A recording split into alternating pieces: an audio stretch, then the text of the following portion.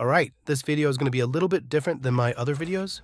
I'm going to be sharing my top favorite tips. Okay, so for the past 2 years, I've been creating urban sketches and posting them on YouTube. And if you have been following along in my channel, which if you're not subscribed, I'm going to insert my shameless plug here to subscribe. But what you may have noticed is that I like to change styles or experiment with different utensils and try out different approaches.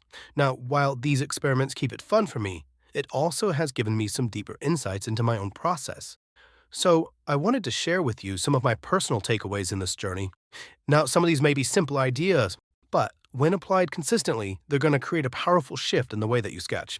So, let's go ahead and jump right in.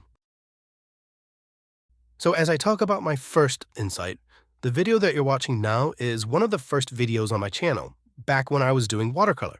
And as this video progresses, I'll start to use watercolor to add my values, and you'll notice a mistake that I'll make, which is the first insight that I'm going to share, and that is don't be afraid to push your values. Whether you're using watercolor or markers or pencils, one of the biggest hesitations I was guilty of, which is a very common thing, is that I wasn't making my values strong enough. I was too timid to push them too far. You might have a beautiful sketch, but when I started to add my colors, I'm getting more of a faded mess rather than having that color work as a strong component of the piece as a whole.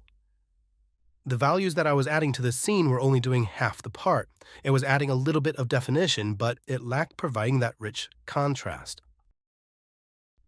So here's what I've noticed. Most of my urban sketches suffer not from too much contrast, but from not enough. If you want your buildings to pop, or if you want to get that depth in your sketches, then you must push those values. Get those dark areas dark. A few key points to take away is that oftentimes colors like alcohol markers or watercolors will dry slightly lighter. So mix darker than you think you need, or use multiple coats. Also, to make the dark areas appear darker, contrast them with your brightest brights. Find areas in your scene that are the brightest, such as the paper. Those are the areas in your scene that are going to be the brightest, so consider refraining from coloring those in. Also, use your darkest shadows for additional separation.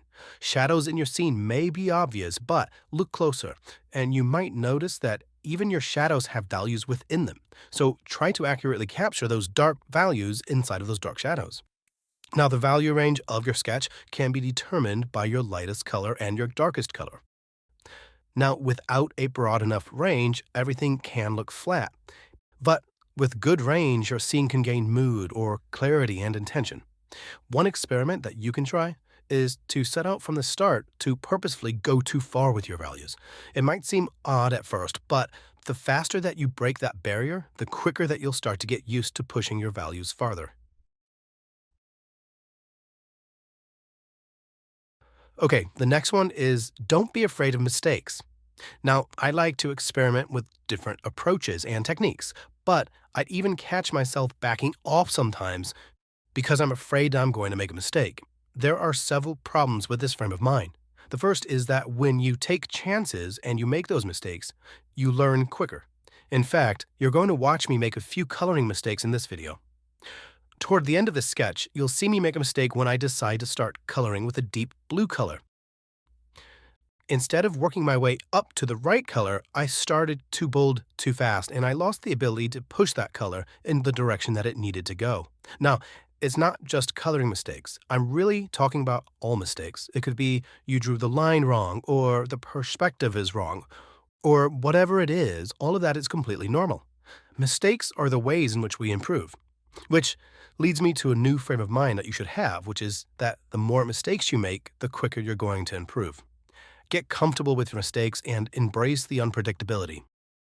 Alcohol markers don't blend the way that you're expecting, perspectives are distorted, the ink lines wiggle a little. That list can go on and on. Each time you make a mistake, you learn a little bit more about your style and approach. But not only that, mistakes can actually add character to your sketch, that little charm that makes it unique, your fingerprint on that art. So, allow room for errors, and most of all, don't let the ideas of a mistake become prohibitive to your drawing.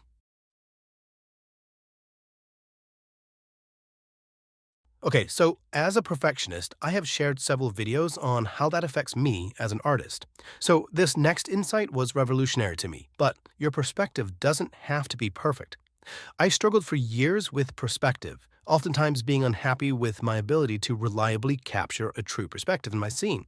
I used to scrap drawings long before they were ever finished because I wasn't happy with how they were starting to turn out. But as I grew as an artist, I started to have a shift in my mindset when sketching, which is to just get it out there on the paper. Regardless of my mistakes, I moved away from thinking that it had to be perfect with just being okay with getting the entire sketch out on a paper and not giving up on it. Perspective only needs to be believable, not correct. Even professionals have perspective mistakes in almost every sketch, myself included. The key is consistency. If all of your lines lean the same way, then the viewer accepts it. There are several YouTube artists that I follow who don't nail their perspective. And you know what? Their sketches are great. Whether these are intentional decisions or not, it doesn't matter. Instead, their piece as a whole has the consistency to work. Now, that's not to say that you shouldn't start ignoring any perspective issues. Getting the perspective right does go a long way to producing a pleasing image. But what you'll notice is that it doesn't have to be perfect. Start observing other artists, including my own work, and you're bound to notice perspective issues. From a tilted window, a drifting roofline, or a vanishing point that wandered offline early. Then ask yourself, does that ruin the aesthetic of the entire image? Or does that image still work despite those errors? What matters is that your drawing communicates the feeling of space, and sometimes a slightly exaggerated or bent perspective actually adds a touch of character and charm. So give yourself permission to be human because your sketch is still going to be great. Okay, this next insight is related to the first one that we discussed. When you talk about values, you can't leave out shadows. So, therefore, you should take your time on shadows as they can really elevate your sketch. Now, shadows do far more than darkening things. They can define forms or add value or imply direction of light. So, think about your shadows in two categories. The first is value and contrast. Shadows can establish your darkest tones, and it can help the viewer immediately understand what's in front and what's receding. And this is a good thing because contrast can help guide the eye. A building with a strong shadow suddenly looks grounded and dimensional and real. So here's a trick you can do when you're looking for shadows in your scene. Squint your eyes. When you squint your eyes, you eliminate the detail and it makes it easier to see the value.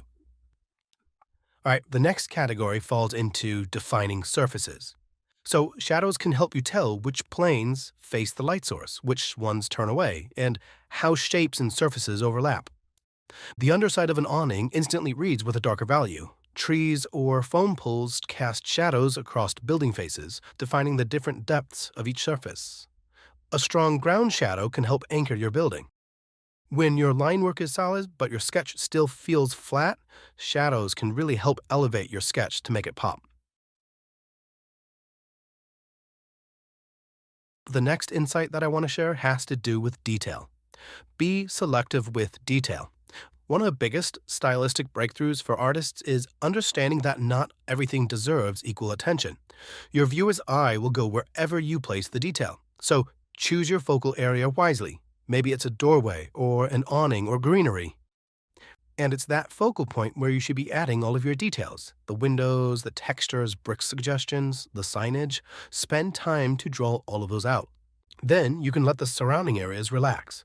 If you pay attention to this video, you'll notice that all of my detail is going to be concentrated around the doorway. And as you make your way farther out from the doorway, you'll see that I'm letting up on all of the detail. Now, this may be an extreme version, but it still illustrates my point. This selective detail is what creates depth and a focal point. It helps you guide your viewer's eyes across the scene, and it makes your sketch feel intentional, not cluttered. Okay, for the next insight, this deals with drawing complicated scenes or objects. One of the most common errors that beginners make when trying to draw something complicated is to tackle the drawing as a whole. Instead, when you're finding it hard to be accurate on a complicated subject, break it down into basic shapes. For example, With a car or a balcony or a cluttered storefront, your brain tends to see everything all at once and wants to jump into the detail. This is where you can overwhelm yourself. So instead, reduce it down to basic shapes. Look for rectangles or wedges or half circles. Find basic shapes that already live in your scene to anchor your details to.